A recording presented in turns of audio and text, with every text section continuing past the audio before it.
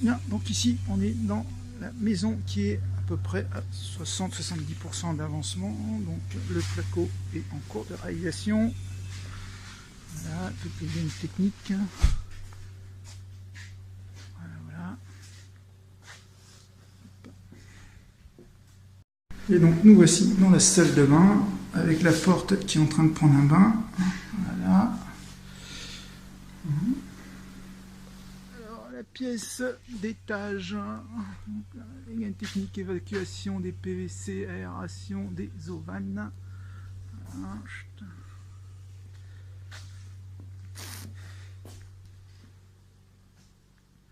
Voilà. Descente de VMC sur la cuisine. Voilà. Et trim d'escalier avec protection provisoire. Donc on se retrouve dans les chambres qui sont prêtes à peindre et à poser le revêtement de sol.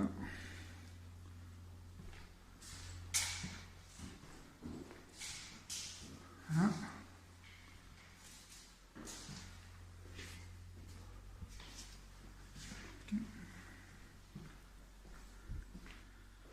Voilà, donc ici ce sont les nourrices pour les planchers chauffants. Voilà, donc le chantier. Donc voici, je vais vous présenter la maison qui est pratiquement terminée, que l'on réceptionnera d'ici une bonne quinzaine de jours. Voilà, donc on a encore tous les espaces extérieurs, l'accès, mais le temps ne nous permet pas de travailler dessus. Voilà, donc ici nous avons les réseaux concessionnaires, la boîte à eau et l'arrivée d'électricité, ainsi que France Télécom, Orange plutôt maintenant. Voilà, donc voilà la maison quasi terminée extérieurement.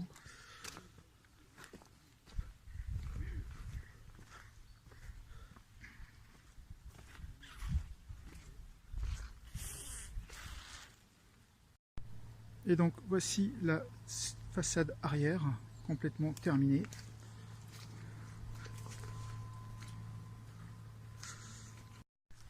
Et voici celle-ci qui, elle, sera terminée probablement courant juin, fin juin. Donc nous avons effectivement la même coque de maison que celle-ci, à la différence que nous avons personnalisé la façade de façon à ne pas avoir de maison répétitive. Voilà, donc ça c'est un choix, de façon à ne pas avoir effectivement la même maison. Voilà. On est exactement dans le même esprit. Bienvenue dans cette vidéo, nous allons voir ensemble comment Pascal, un membre de notre centre de formation avec seulement un budget de 30 000 €, arrive à lancer des opérations de construction de maisons et sur chaque maison, il gagne 50 000 €. Cette année, avec toutes ces opérations en cours, on prévisualise avec lui un bénéfice de 250 000 €, ce qui équivaut à plus ou moins 5 maisons en construction. Intéressé par découvrir sa méthode étape par étape? Je pense que oui. Mais avant cela, je tenais d'abord à vous rappeler que pour toutes les personnes qui souhaitent se hisser à un niveau supérieur et qui veulent savoir comment on monte des opérations de promotion immobilière, vous avez la possibilité de rejoindre gratuitement pendant 48 heures notre programme de formation en ligne, devenir millionnaire en 5 ans grâce à la promotion immobilière. Et pour cela, vous avez simplement à vous inscrire en dessous de la vidéo ou dans les commentaires. Vous allez retrouver un lien, vous vous inscrivez et vous allez pouvoir être recontacté par l'un de nos conseillers qui va vous remettre vos codes de connexion. Pensez bien à bien renseigner vos coordonnées de contact, sinon personne ne pourra vous recontacter. Parenthèse fermée, maintenant rentrons dans le cœur du sujet.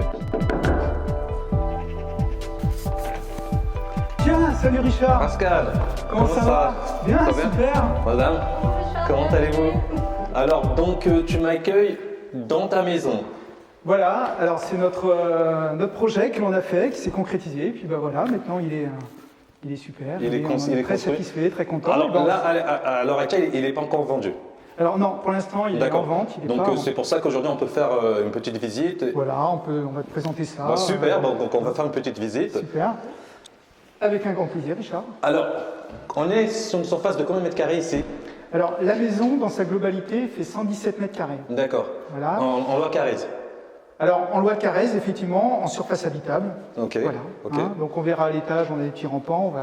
Voilà. Mais sinon, voilà. Jardin ou par jardin Alors, on a un petit espace vert devant et on a un espace vert, effectivement, derrière. De combien Donc, de... le terrain fait à peu près 460 mètres carrés. Ok, mais la partie jardin, en fait, pour le client, pour la personne qui va acheter en fait la maison, on est voilà. La maison en emprise au sol, on est à peu près sur 90 mètres carrés, Ouais, donc on va dire 100 mètres carrés pour simplifier la vie, donc 360, il y a à peu près 360 mètres carrés de terrain. Ok, voilà, ok, l'espace vert proprement dit. Ok, donc là, c'est la pièce à vivre. Alors ici, on est effectivement dans la pièce à vivre, hein, donc comme tu peux voir, la partie séjour, la partie cuisine. D'accord. Bon, c'est un peu open space, hein, voilà, donc sous le même volume. D'accord. Fabien, tu peux juste montrer un petit peu la pièce en même temps que pour que les gens qui nous regardent. Ok. Donc là, c'est la partie cuisine. Donc pourquoi as-tu choisi une cuisine ouverte, Pascal? Aujourd'hui, quand on a fait notre étude, on s'est effectivement rapproché des agences et ainsi de suite et voir un peu ce que souhaitaient les gens, ce que recherchaient les gens. Donc c'est pour ça qu'on a choisi cette partie cuisine, mais pas forcément seulement ça. Aujourd'hui, comme tu peux voir, c'est un grand volume ouvert. On a voulu optimiser cette pièce de façon à ce que demain, des gens qui souhaitent effectivement avoir un espace cuisine qui soit fermé ou semi-fermé, peuvent très bien ici mettre une cloison, une petite cloison, fermer la cuisine. Donc finalement, c'est un espace qui est configurable un peu. D'accord.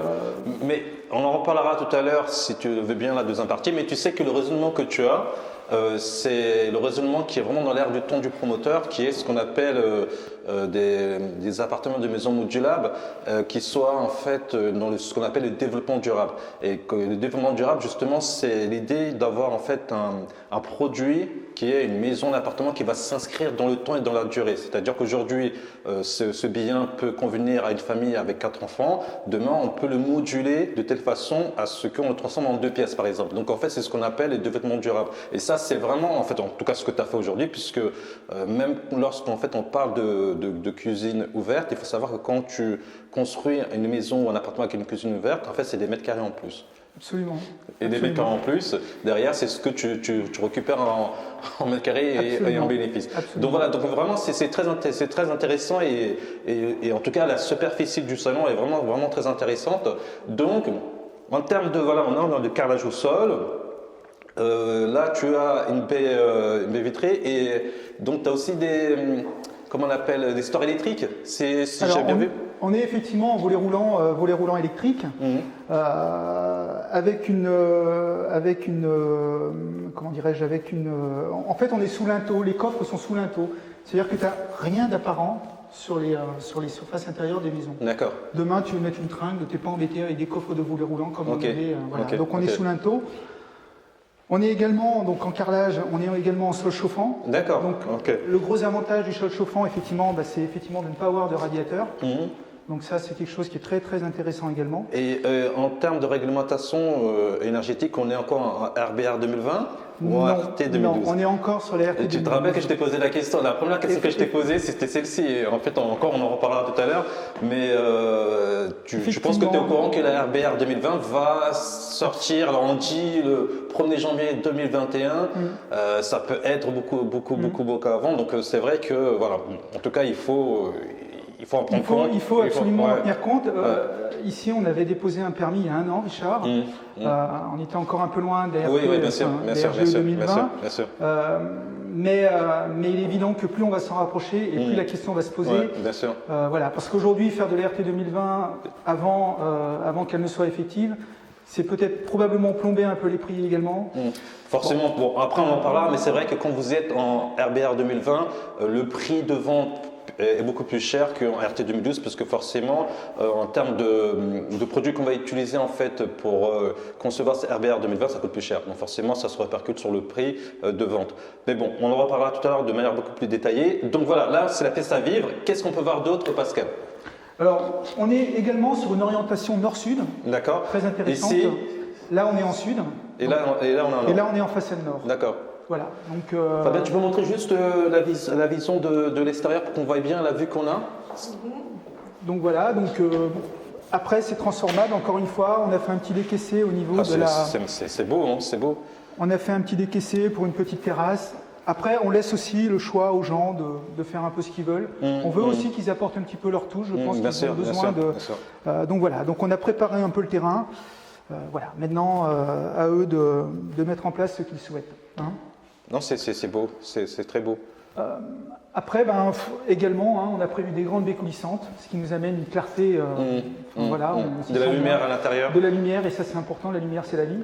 Donc alors, au niveau du rez-de-chaussée, on a la pièce, la cuisine qui est ouverte pour gagner en mètres carrés. Et donc, on a quelle autre pièce qu'on peut voir ici? Donc, on va te présenter la chambre. Donc, sans oublier que cette maison est aux normes handicapées. Donc, ça veut dire qu'un handicapé… PMR. Voilà, PMR. Donc, tous les handicaps. Donc, ça veut dire que cette maison, aujourd'hui, elle doit être habitable, accessible par une personne avec un handicap. Je crois que c'est minimum 60, si je ne me trompe pas. Alors, ici, on est sur des portes de 83.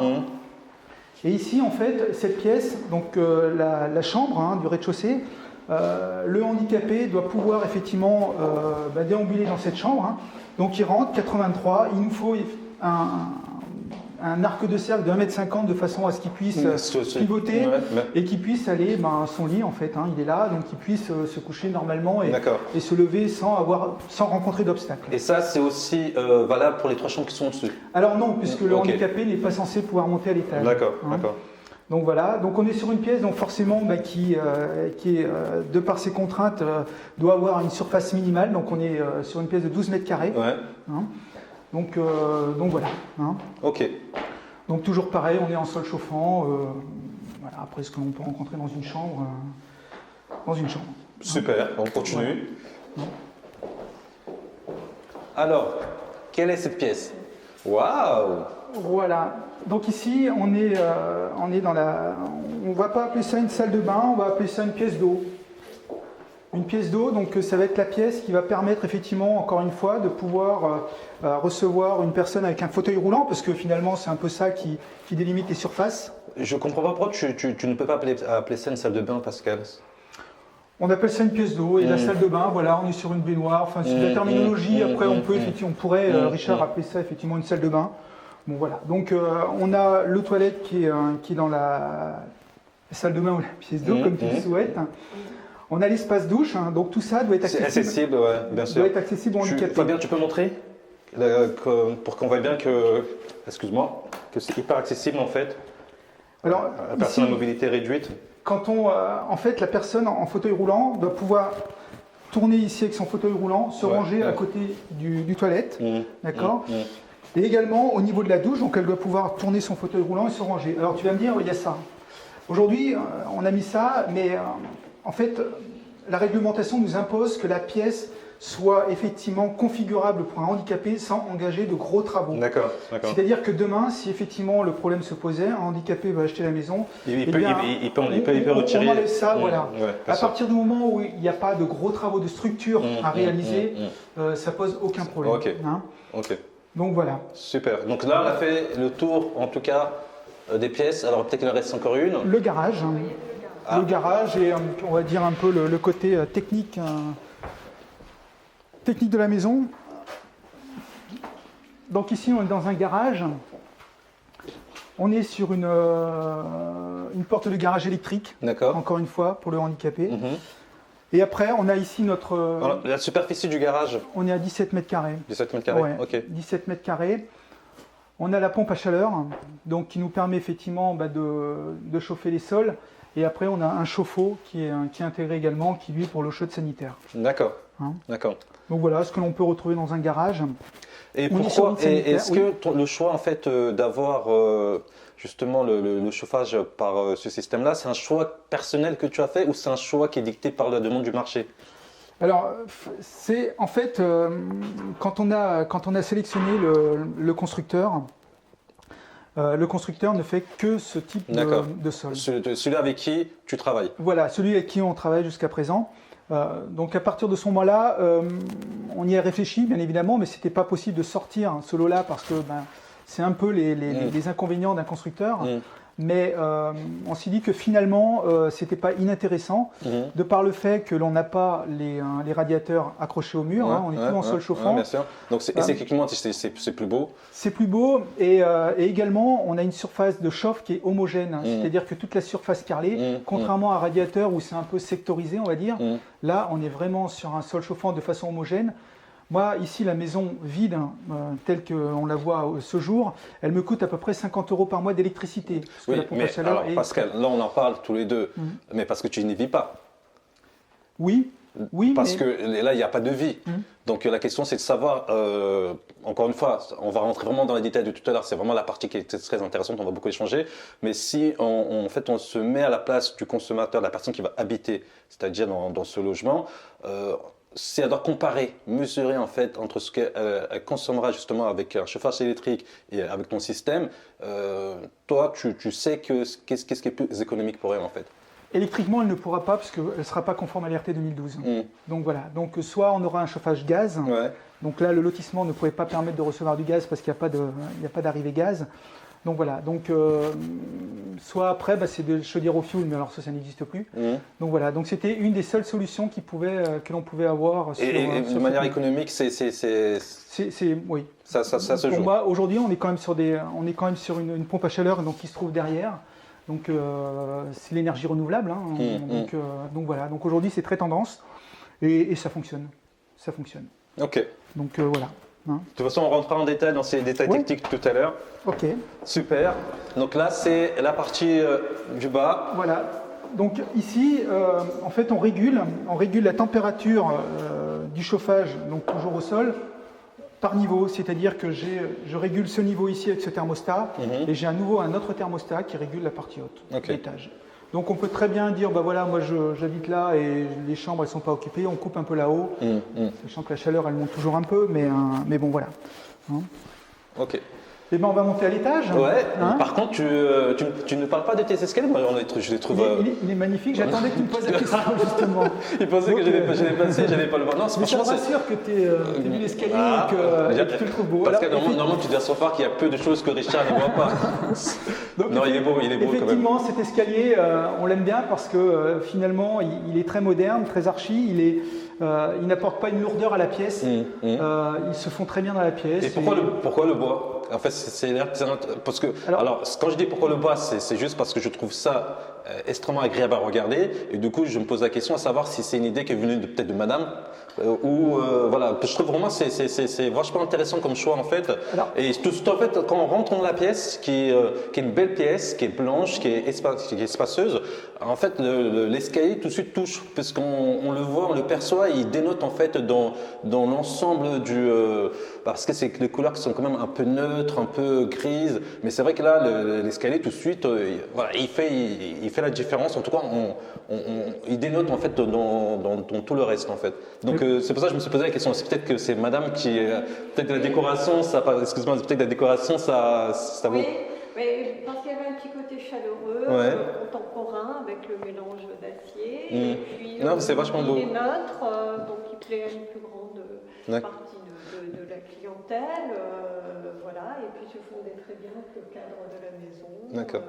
Mais là, on sent quand même que vous avez une habitude en fait de concevoir des maisons. Est-ce que c'est votre première opération ou pas celle-ci? Alors celle-ci, Richard, c'est notre deuxième opération. D'accord. Donc vous avez déjà construit une et elle a été vendue. Et celle-là a été vendue. D'accord. Effectivement. Et donc en ce moment avec celle-ci, vous en êtes à combien d'opérations en tout? Alors aujourd'hui, celle-ci en opération, donc on en a vendu une. Celle-ci qui est la seconde, donc elle est terminée. D'accord. On en réceptionne une d'ici 15 jours, 3 semaines sur une autre commune. D'accord. On en a une autre juste à côté qui est aujourd'hui à 70% d'avancement. D'accord, super. Et on vient de recevoir un permis là que l'on avait déposé, donc on va aller afficher. C'est génial. Donc en fait, il y en a d'autres qui sont encore en chantier en ce moment. Tu as d'autres. C'est génial. Est-ce que ce serait possible que, aujourd'hui je pense pas qu'on aura le temps, mais si tu as le temps avec peut-être ta petite caméra de nous montrer un petit peu les chantiers. Aucun problème. C'est génial. Comme ça en fait ils vont voir le travail qui amène en fait à ce résultat-là, et ce que je pense c'est très intéressant. Je pense que c'est très intéressant effectivement de voir un peu l'évolution, et les deux autres, elles sont effectivement celle qui est terminée à côté, elles sont les unes à côté des autres. Donc voilà, des stades d'avancement différents, donc c'est très très intéressant effectivement de voir. Super, donc on va monter là-haut. On va monter. Une fois, continuez votre projet jusqu'au bout, jusqu'à la victoire. Alors, j'allais oublier, vous pouvez tester notre formation gratuitement pendant 48 heures. Il n'y a pas de carte bleue à mettre. Vous vous inscrivez, vous allez avoir une personne qui va vous recontacter par téléphone. Donc, indiquez un bon numéro de téléphone. Ne nous envoyez pas un message en disant que personne vous a contacté parce que si vous renseignez un mauvais numéro de téléphone, personne ne pourra vous contacter. C'est normal, c'est logique. Donc, quelqu'un va vous contacter, il va vous remettre vos identifiants de connexion, vous faire une présentation de la plateforme et puis vous allez pouvoir vous former gratuitement pendant 48 heures. Il n'y a aucun frais caché. C'est là pour vous permettre de découvrir notre programme de formation. Allez, à très bientôt. Ciao, ciao. Si vous regardez cette vidéo aujourd'hui, c'est que vous avez cette capacité, ce désir de vous hisser à un niveau supérieur. C'est-à-dire que vous avez sans doute fait déjà pas mal d'investissements immobiliers et maintenant vous souhaitez passer vraiment à un niveau supérieur. Pour cela, vous vous êtes intéressé à la promotion immobilière. Et je vous dis, vous faites bien car c'est un secteur qui est hyper rentable. Si vous souhaitez avoir une formation gratuite sur le sujet, sachez qu'on a notre programme de formation qui est ouvert à tout le monde. C'est gratuit pendant 48 heures. Vous avez simplement à vous inscrire en dessous du lien au niveau des commentaires ou du descriptif de la vidéo. Vous vous inscrivez, vous rentrez vos coordonnées téléphoniques. Un conseiller va vous recontacter pour vous remettre vos identifiants de connexion. Alors attention tout de même, si vous renseignez un mauvais numéro, personne ne vous recontactera, ce qui est assez logique. Donc voilà. Quoi qu'il arrive, continuez votre projet jusqu'au bout, jusqu'à la victoire. Et à la prochaine vidéo. C'était Richard, le fondateur de l'Académie 5 ans pour devenir millionnaire avec la promotion immobilière. À très bientôt. Ciao, ciao.